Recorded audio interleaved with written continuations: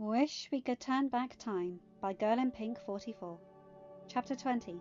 End of the Beginning. Occasionally, Tony put his own foot in his mouth, and it bit him on the butt. Perhaps the press conference was one of those times. In an effort to get the spotlight off of the boys, he had thrown it on himself in a rather unorganized fashion. Honestly, he didn't regret it. The heat was on him, but less so than the last time around. At least for now. He hadn't been out in public a whole lot since that press conference. Shaking away his thoughts, he opened his eyes, grinning at the two boys who were sleeping on either side of him. Peter was curled up into his side, a hand over the arc reactor. Harley was on the other, his hand atop Peter's. The two boys hadn't wanted to be far from him for too long. He had been working on Stark Industries R&D from his lab here. Both boys were finishing their schoolwork remotely. The idea of how they'd approach the upcoming school year was a problem he didn't want to tackle. His right hand wandered into Peter's curls. The boy let out a soft sigh and nestled closer to Tony's side. Tony grinned at the soft, gentle action. For this moment, a lot of his world was right here. It truly was the perfect way to start his birthday. The door to the bedroom opened and Pepper stepped in. "Happy birthday." Tony smiled. "Thanks." It was hard to believe it was his birthday. Instead of being over 50, he was back in his late 30s. Last time around, he'd spent this birthday in isolation besides his trip to the gala, held in his honour but using his mother's name. Harley and Peter weren't in his life, and he had no idea what was ahead of him. "I have a present for you." She held up a photo. Tony realised it was a sonogram, and sure enough, he could make out the small shape of Morgan. His baby girl. The missing piece of his family. "Everything okay?" Pepper nodded. "Hopefully in a few weeks, I'm past the worst of this morning sickness. But everything looks good. She's developing as she should be, though of course it's too early to say if it's a girl." "But you're confident?" Pepper sat on the bed, laying on the far side of Harley and putting her head on his shoulder. "In this timeline, I hadn't been with anyone in a bit. Also, the timeline adds up. I'm about 9 weeks along, and that's how long we've been back." Harley shuffled, stretching slightly before opening his eyes. "Morning, mechanic." "Morning, Pepper." "Morning, Potatino." Harley paused. "Happy birthday." Harley placed a kiss on the boy's head. "Thank you." Peter stared. "Sleeping, Harley? Quiet." Tony chuckled. "Good morning, Rue." He ran his hands through the boy's curls and Peter leaned into the touch. "Happy birthday, Dad." Tony would never grow tired of hearing those words from his son's mouth. "Thank you, Bambino." His boys. He put an arm around both and grinned. A year ago, they'd both been gone. Morgan had made him a card. He'd put it on his desk at the lake house. 5 years ago, Peter had been over and surprised him with a digital photo book of photos he and Friday had taken.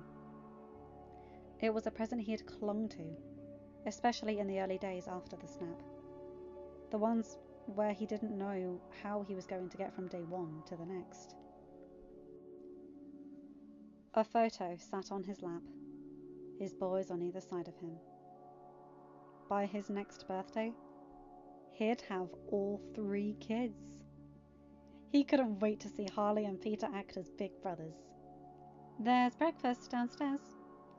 While the boys were younger than they had been a mere months, or years from Tony's perspective, ago, food called to them like it always did, and both scrambled off of the bed and took off for the kitchen. Shaking his head affectionately, Tony got up and put his arm around Pepper, and the pair made their way downstairs. It was so domestic, and Tony loved it. Waking up on his birthday, eating breakfast with the woman he loved, and the sons that were his in all but blood. It was something he'd never thought he'd have again. A breakfast spread sat out on the counter, and the boys were clamouring to fill their plates. At the table, Rhodey and Happy already sat. Both got up and came over to greet Tony. "Happy birthday, boss."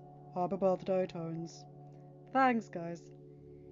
He grabbed a cup and filled it with coffee, taking a long sip. "Feels surreal. Celebrating here in Malibu. We haven't done that in over 10 years. Maybe this time you can not tell your address to terrorists?" Harley looked up from where he had put some food on the table. "Just a suggestion." Tony grinned at the boy, who was finally gaining back enough confidence to be a little shit again. For weeks he had been a shell of himself, as nightmares plagued him. In fact, that's why he had been in Tony's bed. And wherever Harley went, Peter went. "May and Ben will be here later. Rose sends her regards, but with Abby's final week of preschool being this week, she wants to try and keep up her routine going." Tony nodded. "We're going to be disrupting it enough, especially if they potentially move to New York this summer." That was one of the many, many things the coming months brought him. Tony wondered if the next few days were the last quiet before another storm, which would be followed by another and another, and lead all the way to Thanos. But he could see a large chunk of his family with him. The Stones had given him a gift by giving him this support system. All of the people closest to him, and some of the ones closest to them, were there.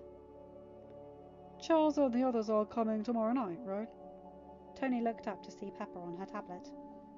Currently, it was one of a kind, made just for her. Like him, she had grown frustrated with the state of technology. It was something he'd have to be careful about fixing. The world needed to be more advanced than it had been at the point of the snap, but he needed to make sure he didn't push too far too fast.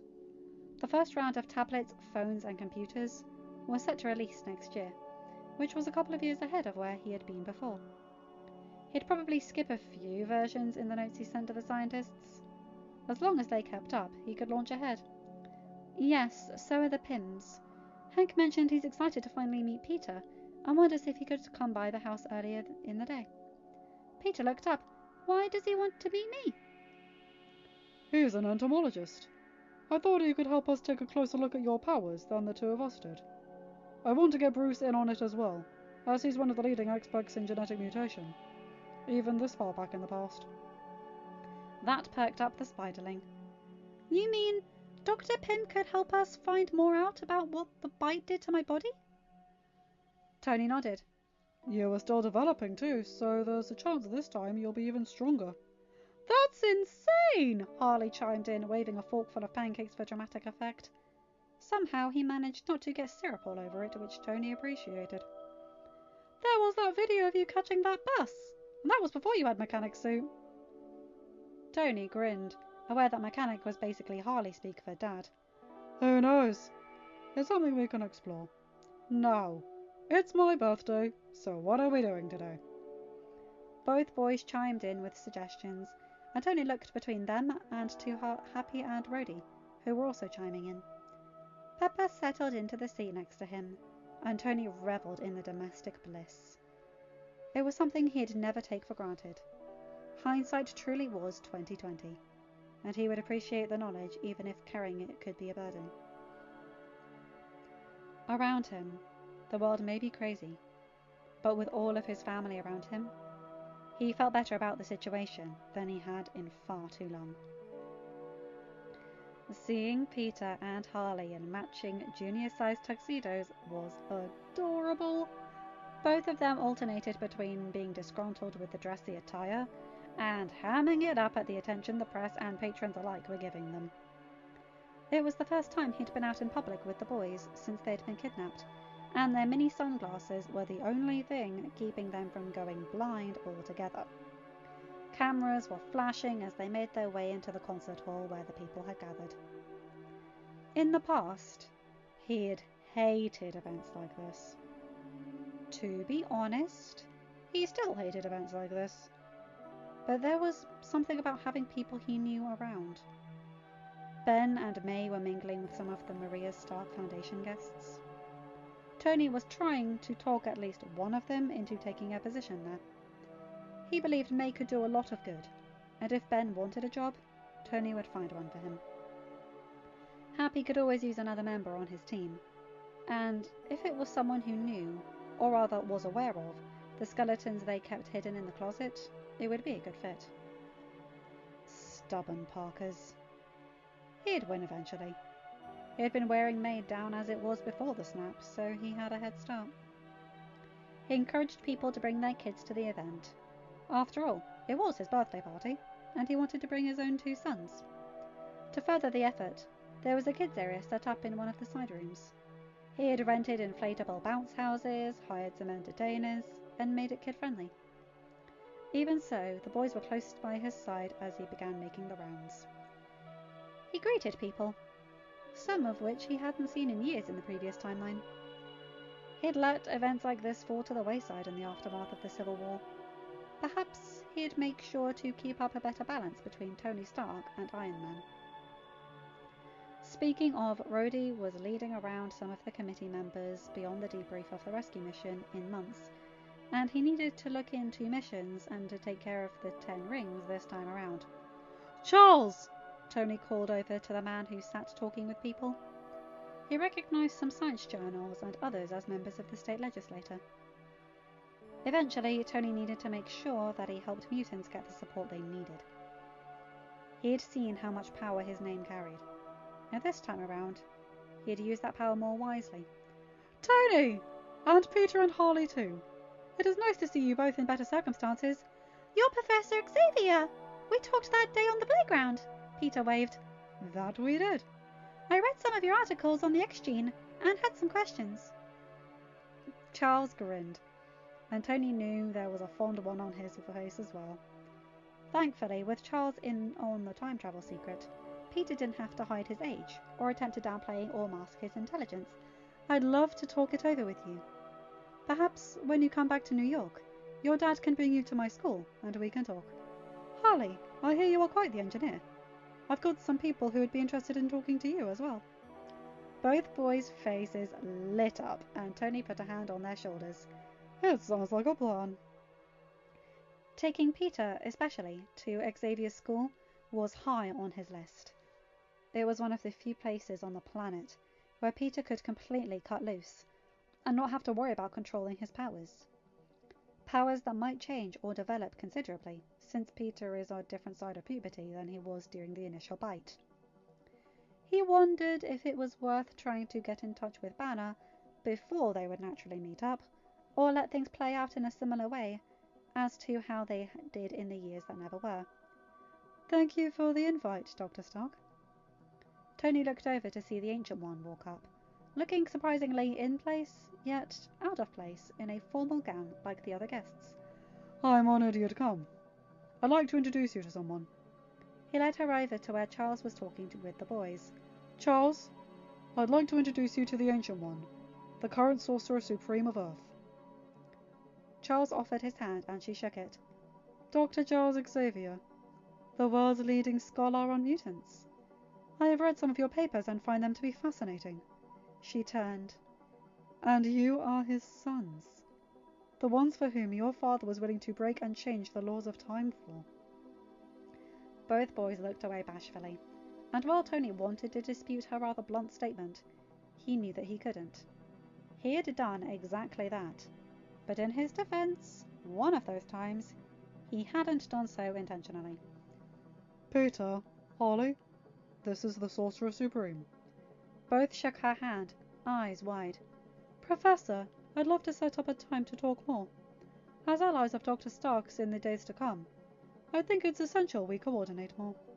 "Of course." Tony nodded as the pair continued to talk, but he led the boys away. He saw Pepper across the room, her gown the same colour as it had been in the previous timeline, but a different cut reflecting her slightly changed style. She looked beautiful. They walked by Happy. "Keep an eye on these two for a second, will you?" Happy looked over to where Pepper was standing and nodded with a grin on his face. Got it. Both boys wore similar grins on their faces. As Tony walked away, he realized he would have 6 extra eyes on him and Peppa than they had had at this point in time. At least they figured out a lot to get to this point. Peppa was talking to some guests and Tony walked up. May I steal Miss Potts for a dance? The guests nodded and he held out his hand and she took it. Leading her to the dance floor, the pair slowly danced alongside the other couples on the dance floor. That colour looks fantastic on you. I'm aware you're partial to it, considering a certain suit, she grinned. Remember the last time we did this? It feels like a lifetime ago. And in some ways, it really had been. The world wasn't aware of Iron Man and his role. To them, he was a wayward playboy who was recovering from a traumatic incident. Obadiah was in power still, and Pepper was no more than his assistant. It does. He spun her around, gently knowing that she was carrying precious cargo. Someday, all too soon, they'd have to break that news, and it would cause a nightmare with the press. At least, when Morgan had been born in the other timeline, they were together properly. Technically they were now, but the world didn't know. I can't help but think of how far we've come, he grinned. Even if it's hard to see, considering the circumstances. But how much we'll be able to do with what we know? You've never been one to accept limits, Tony. He grinned. Why should I? She returned his grin. It's one of my favourite things about you. It's also one of the things that exasperates me the most. That got him to chuckle. It keeps you on your toes. Speaking of, I realised something on my way over to steal you away. What's that? He nodded over his shoulder to where he knew Peter and Harley were watching. We've got plenty of extra eyes watching our every move. I'm aware they're not your sons by blood, but they act too much like you for that not to worry me. I'm afraid that on our first fight, they'd parent trap us or something. Both laughed at the idea that was perhaps a bit too plausible. I'm glad you're here with me, Pep. I couldn't do this again without you. She smiled at him, leaning closer. As long as I'm able, I'll be by your side, supporting you through this. They kissed. It was sweet and slow. Tony was sure someone would catch a shot, and it would end up on the cover of tabloids all over the world, and trend on barely existing social media sites. But he didn't care. There was so much that the world could never know. He hoped they'd never know some of the things he hadn't been able to protect them from last time around. This time, he'd do it. People often wish they had the chance to turn back time. But this time, he really could. And he was going to make the most of it. Director Nicholas Fury of S.H.I.E.L.D. eyed the footage that had been taken over the course of the last 2 months, and compared it to years of footage he had stored. While he'd never actively recruited the son of Howard Stark, he'd kept tabs on the son of one of S.H.I.E.L.D.'s founders. Things didn't add up since Stark's return from Afghanistan, and now he wondered what he was missing that would cause such a change. The door to his office opened, and one of his most loyal and dependable agents walked in. You asked to see me? I have a new assignment for you. He held out a folder, and she took it, reading it over. Stark? Something's changed, and I want to know if that change should be something I'm concerned about. The redhead looked up at him. You want me to infiltrate Stark Industries and try to get close to him? Security has been beefed up since he got back. Which is why I'm sending you. He handed her a second folder. I want you to build a profile on him. Perhaps he should be considered for the Avengers Initiative. End of chapter, end of story. Hi guys, hope you enjoyed that. I love that. Peter and Harley being cute on his birthday and going to the gala with him in mini tuxes and meeting Charles and the ancient one being in a dress. Oh my god, I love that so much. There is a sequel to this, And I will be doing it, don't worry.